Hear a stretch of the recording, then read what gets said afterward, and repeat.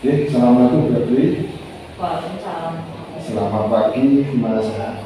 Alhamdulillah. Kemarin kita sudah melaksanakan supervisi observasi kelas ya. Hari ini kita akan melaksanakan wawancara terkait bagaimana kemarin pelaksanaan observasi.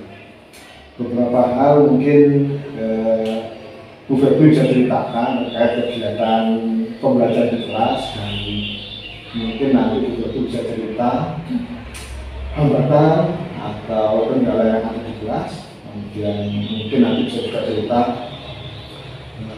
hal-hal yang mungkin bisa ditingkatkan dalam pembelajaran. Yang pertama dulu, saya ingin Bu Febri bercerita merefleksikan hasil observasi kelas kemarin. Ya. Pembelajaran kemarin itu saya merasa harusnya pada masalah yang saya berikan itu harusnya bisa lebih dari satu masalah, agar diskusi kelasnya itu lebih terbentuk, lebih terbangun. Jadi anak-anak bisa bertukar jawaban, jadi sharing, kalau masalahnya begini bagaimana, kalau masalahnya begitu bagaimana. Jadi kemarin faktanya saya hanya memberikan satu masalah, jadi ya sudah, satu itu diselesaikan, kemudian dibahas pada diskusi kelas, disimpulkan, selesai. Kalau melihat rancangan awal pada perencanaan belajar dengan pelaksanaan, itu bagaimana Bu Febri menilainya? Kalau dalam rentang 1 sampai 10, kira-kira kemarin itu sudah dapat berapa? Pembelajaran kemarin itu sudah sesuai, saya rasa sudah sesuai dengan rencana saya. Memang pada perencanaan saya memang ya seperti itu, jadi 8. Cuman ketika diskusi itu waktunya agak molor, karena ternyata ya konsepnya anak-anak tentang barisan geometri itu belum bisa dimaksimalkan ketika anak-anak bertemu dengan soal cerita seperti itu. Tapi sebelumnya Bu Febri sudah mengharapkan, atau anak-anak sebenarnya sudah tahu sebenarnya kalau terkait rumus-rumus, terkait penjelasan atau pengertian tentang barisan sudah. Jadi pertemuan sebelumnya sudah selesai barisan geometri, graf geometri juga sudah. Jadi yang jadi tantangan sekarang adalah bagaimana anak-anak bisa memahami soal kontekstual atau soal cerita dan memanfaatkan pengetahuannya yang sudah didapatkan terkait dengan bilangan geometri. Kira-kira rencana Febri nanti setelah mengetahui beberapa kendala tersebut seperti apa? Untuk materi berikutnya itu kan tentang bunga itu juga kan masalahnya masalah kontekstual. Jadi mungkin sambil lanjut di bunga ya sambil saya bahas juga nggak mungkin kita berhenti di satu materi untuk sampai tuntas 100% seperti itu. Tidak bisa seperti itu. Oke, kemarin juga sempat cek itu ya, pemahaman siswa ya, melalui tes formatif itu bagaimana hasilnya? Kemarin 20% anak-anak masih kesulitan. Jadi yang 80% saya lihat sudah bisa membaca masalah kontekstual, kemudian juga bisa menyatakan dalam kalimat matematika sudah bagus. Tapi yang 20% itu anak-anak masih kesulitan. Itu soal formatifnya sama ya dengan levelnya, atau bentuknya sama dengan soal yang dibahas di kelompok? Levelnya sama. Kalau bentuknya sedikit berbeda. Tapi tetap ya, deret geometri. Iya, deret geometri. Terus ini, kira-kira yang perlu untuk ditingkatkan pada anak-anak itu sebenarnya?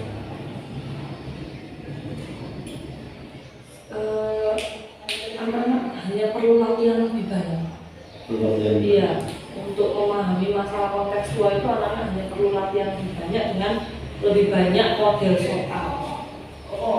Karena kalau pada dasarnya sudah tahu anak-anak konsep barisan matematika dan geometri. Kemarin baru sempat berkali-kali bicara kelas tentang kembali baca kembali soalnya, ulangi sampai 2 kali sebelum memutuskan untuk mengerjakan. Itu apa namanya tujuannya? Agar anak-anak lebih bisa memahami masalah kontekstual itu. Jadi membaca literasi dari mengubah kalimat cerita ke dalam bentuk matematika biar anak-anak lebih bisa memahami. Jadi mungkin kelemahan anak atau tantangan anak-anak adalah literasinya. Literasi ya. Kira-kira ada apa namanya bentuk usulan lain nggak supaya anak bisa meningkat literasinya? Mungkin bisa dikembangkan di level sekolah atau di kelas. Ya kan gerakan literasi sekolah dulu kan sudah pernah ada, tapi sekarang saya lihat tidak ada lagi. Mungkin itu juga bisa diadakan lagi untuk anak-anak supaya bisa ada fasilitas untuk literasi dan usulan apa yang bisa disampaikan? Yang yaitu memfasilitasi anak-anak untuk gerakan literasi sekolah, karena anak-anak kan cenderung tidak suka membaca. Saya pikir kalau tidak suka membaca itu nanti anak-anak kesulitan dalam membaca masalah kontekstual. Karena anak-anak sudah terbiasa diberikan secara langsung, kalau matematika itu ya ada soal kemudian dikerjakan. Oke, jadi harapan untuk sekolah dan literasi lagi. Kemudian untuk Bu Febri sendiri agar anak-anak mampu meningkatkan kemampuan membaca, bisa memahami soal atau masalah yang diberikan, itu apa kiat-kiat atau hal yang bisa Bu Febri lakukan? Kalau saya pribadi ya yang bisa saya lakukan adalah memberikan anak-anak fasilitas berupa latihan itu dan pembimbingan, pendampingan. Kira-kira apakah jam matematika kalau dibandingkan dengan kebutuhan kita terhadap keterampilan anak-anak yang semakin banyak seperti ini itu cukup apa sebentar? Cukup, saya rasa kan 1 minggu itu 4 jam. Itu sudah cukup menurut saya. Terakhir, harapan Febri terkait dengan supervisi kelas yang kita lakukan seperti ini, kemudian bagaimana kesan Febri terhadap kegiatan yang sudah kita lakukan. Saya merasa supervisi ini sebagai bagian dari monitoring terkait dengan kesiapan guru dalam mengajar. Saya rasa ini perlu dilakukan 1 semester 1 kali, itu sudah cukup. Saya rasa ya untuk melihat bagaimana kesiapan guru dalam mengajar. Kemudian harapannya ke depan untuk kegiatan supervisi dan kita sepertinya itu berbeda dari sebelumnya kan ya, bahwa supervisi yang kita lakukan sekarang tidak hanya fokus pada dokumen saja, tapi bagaimana pengembangan diri Bu Febri dan pengembangan diri Bu Febri di kelas. Tujuan Bu Febri untuk pengembangan itu tercapai apa enggak kan kita fokusnya. Itu gimana? Ya, saya setuju dengan kegiatan ini karena selain dokumen yang diperlukan, saya sebagai guru juga perlu masukan dari Bapak bagaimana untuk mengembangkan pembelajaran di kelas. Kemudian Bapak jadi bisa melihat hal-hal yang miss yang belum saya lakukan di kelas dan bisa memberikan saya masukan. Oke, terima kasih atas waktunya. Semoga apa yang kita lakukan di sini, mulai dari observasi sampai pasca konsultasi ini, dapat meningkatkan kepercayaan diri Bu Febri, meningkatkan kompetensi dan bisa mengembangkan hal yang mungkin kemarin masih belum terlihat. Bahwa Bu Febri punya kompetensi yang sangat baik dalam pembelajaran dan bisa membawa kelas menjadi lebih semarak dalam belajar dan anak-anak lebih aktif dalam belajar. Terima kasih waktunya, selamat dan semoga hasilnya bisa sesuai dengan harapan yang kita inginkan. Amin. Jadi assalamualaikum warahmatullahi wabarakatuh. Waalaikumsalam. Baik, terima kasih Pak Fatoni, terima kasih Bu Febri.